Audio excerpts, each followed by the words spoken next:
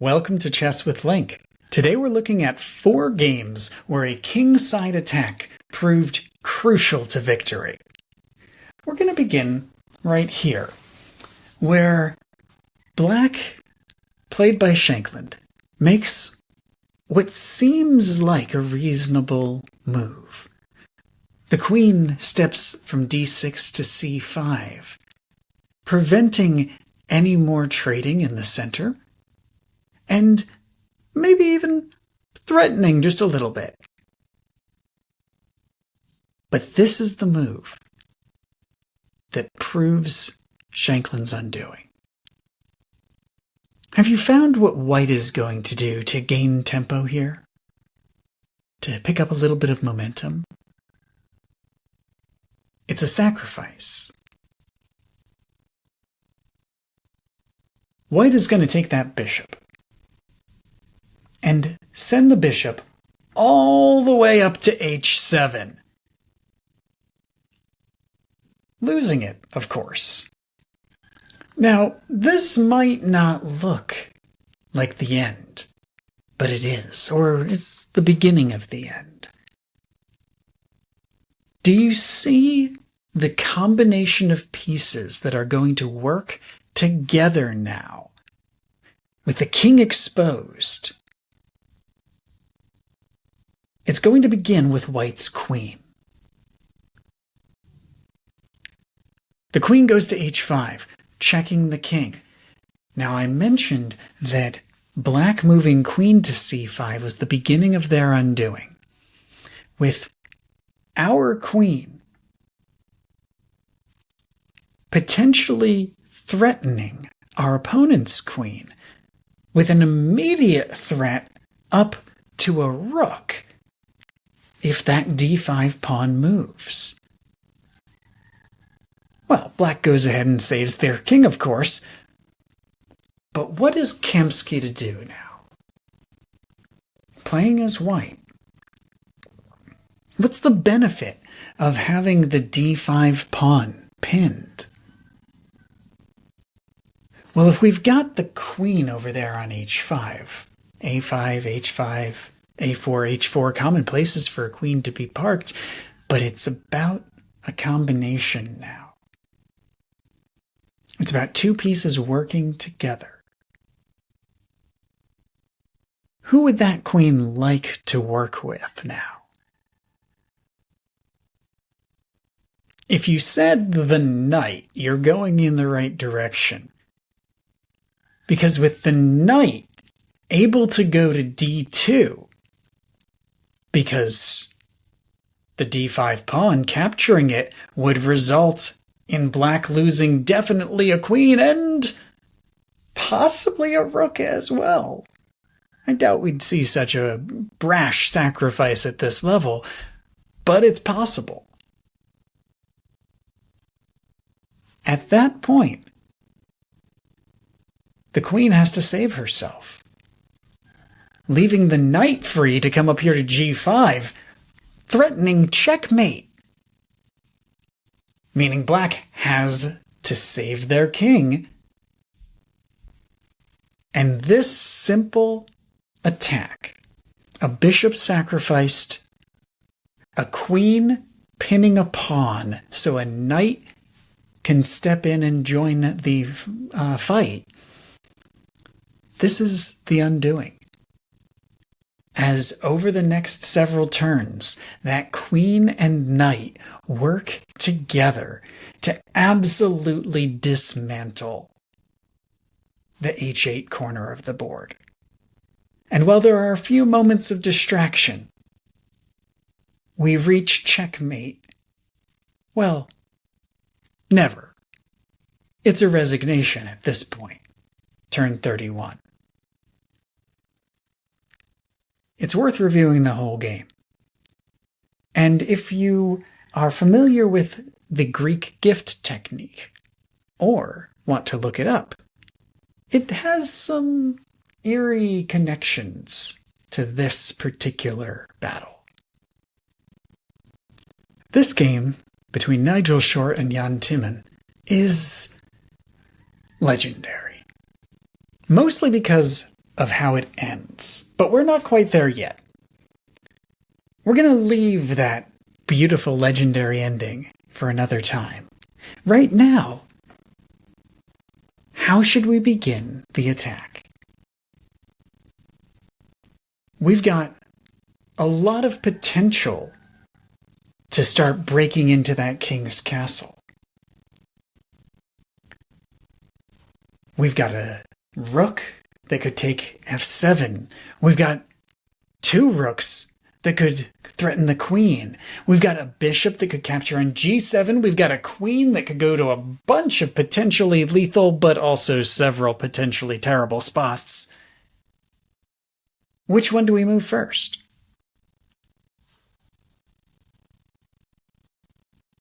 If you're thinking like Nigel Short, you take your bishop to g7, threatening the rook, compelling your opponent to capture with their king.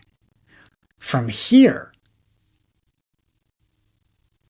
why bring the rook up to d4? It's supported by the knight. For that matter, as we step forward, we'll see the queen go in for a check that forces the king back. And now he has nowhere to move. And if we could just get a knight in there to deliver check, we would win. Unfortunately, our knight can only go to g5. A small rearrangement of pieces, including to potentially support that knight as well as oppose a pawn rush, and we reach the legendary moment.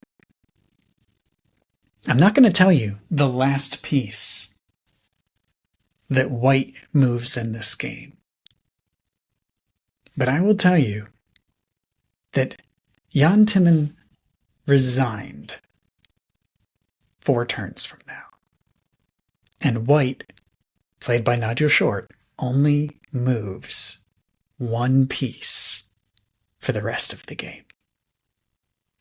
Let's go ahead and take a look at our final example that we're going to talk through together.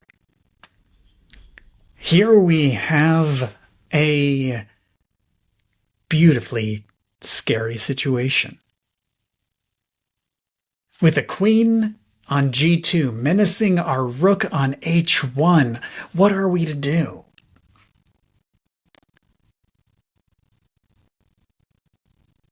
If you're thinking like Alavkin, playing against Diu,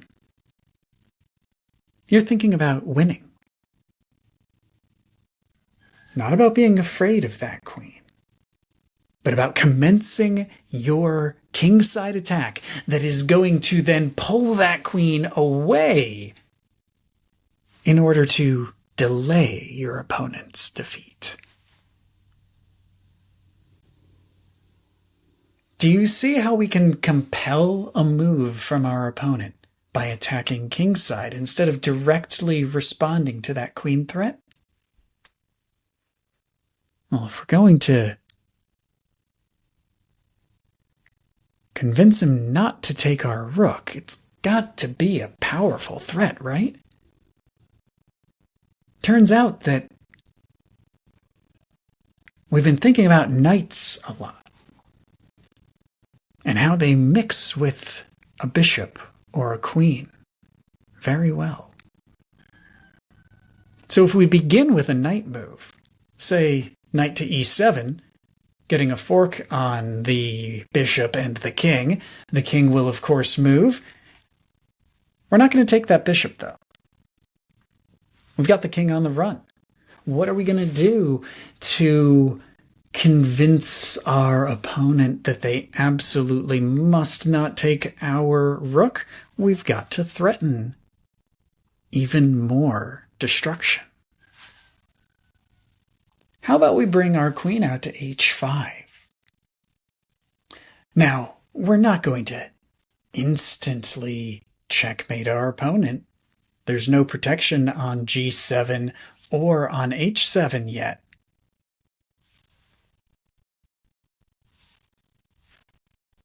Which is why we lose the rook and are compelled to move our king. From here, an error from black. Maybe it feels a little bit more logical in the moment. But this move, pawn to h6, pretty much led to the end of the game. So where should we go to take advantage of it?